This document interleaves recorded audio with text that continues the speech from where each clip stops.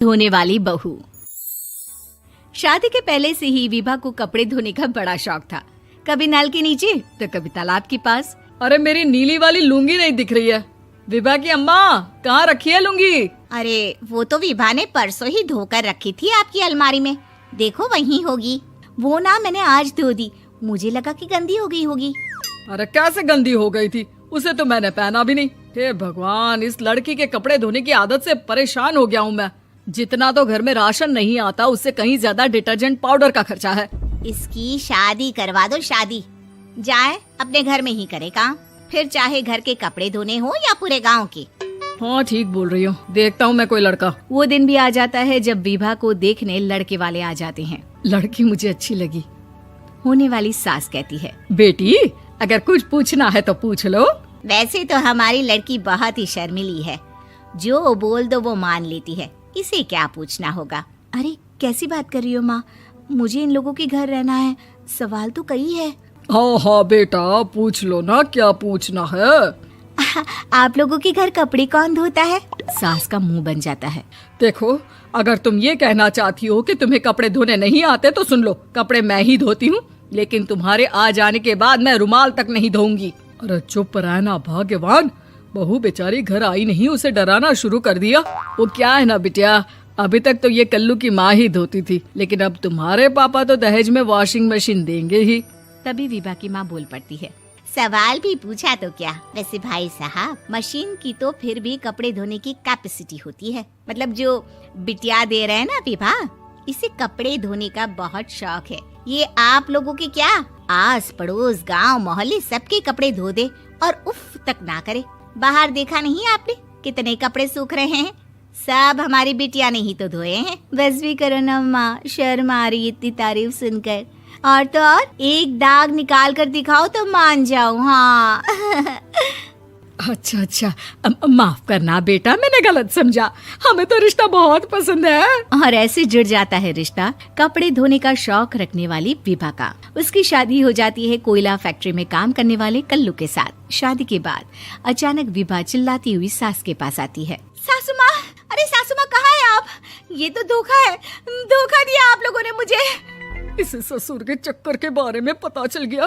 अरे तो उसमें तुझे क्यों धोखा मिला है? अरे नल में पानी नहीं आता, कपड़े कैसे कब धुलेंगे? अच्छा, तू पानी नहीं आ रहा उसकी बात कर रही है। तो आपने क्या सोचा?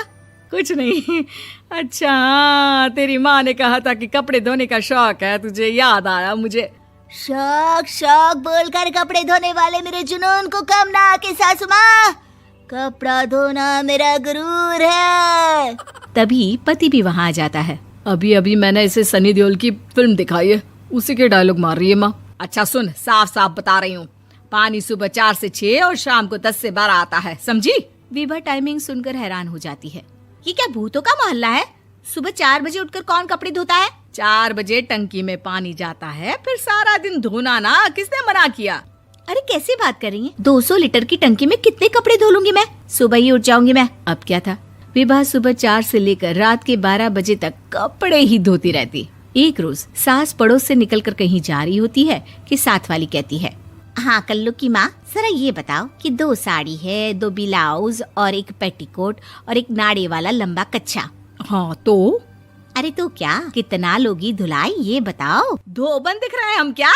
हमारे पति सरकारी नौकरी से अभी रिटायर हुए हैं और बेटा सुपरवाइजर है कोयला फैक्ट्री में। धोबन समझ रखा है हमें? हाय रे कल्लू की अम्मा, माफ कर दो, वो तो मोहल्ले में यही सब बता रहे थे कि तुमने बहू को कपड़ा धुलवाने के काम में लगा दिया है। सास को पड़ोसन की बात सुनकर गुस्सा आ जाता है। वो घर पहुंचती है जहां घर के बाहर ही इतने सारे कपड़े सूख रहे होते हैं जितने कि किसी धोबन के घर पर। अरे ओ कल्लू की दुल्हन, बाहर निकल। माँ जी यहीं आ जाओ, बाथरूम में चादर धो रहे हैं हम। अरे अभी हम धोते हैं, तुमको बाहर निकलो। ये आस पड़ोस वाले बोल रहे हैं कि हम बहू से कपड़े धुलवा कर उसे कपड़ा धोने वाली बना दिए हैं। अरे छोड़ो ना माँ जी, किन लोगों की बातों में आती हो? आस पास के लोगों का तो काम ही होता है कि वो किसी तरह सास बहू को लड़ा दे। बहू सारे घर के कपड़े धोती है, ये क्या कम है? बोलिए। सास को भी लग जाता है कि वो बहू का ये सनकीपन नहीं छुड़वा सकती, इससे अच्छा है कि खुद ही चुप हो जाए। एक रोज सास और बहू मंदिर जाते हैं, जहाँ सास की साड़ी वहाँ खड़ी भीख मांगने वाली से मिलती है। माँ जी क्या बात है, आपकी साड़ी उस भिखारन से कितनी मिल रही है ना? हाँ हाँ देखो तो, दोनों की साड़ी मिल रही है। क्या बात है कल्लू की अम्मा, तुम खुद को तो अफसर की बीवी बताती हो और ऐसी सिंपल सी प्लेन साड़ी पहनकर घूमती हो। सिंपल और प्लेन नहीं है ये साड़ी। तो क्या सोने के धागे से फूल बने हैं? कुछ भी सासू माँ, कुछ भी।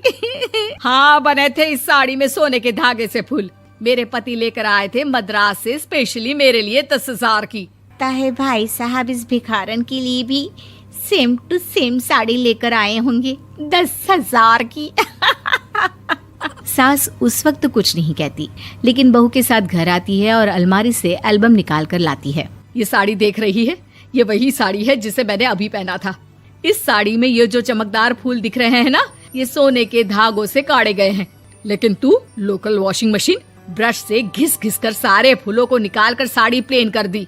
मुझे माफ कर दीजिए सासू माँ। और तो और, जब मैंने तुझे तेरी गलती के लिए कुछ नहीं कहा, लेकिन तूने तो सबके सामने मेरा मजाक ही बना दिया। क्यों? बहू को समझ में आ जाता है कि अब से उसका कपड़े धोना बंद।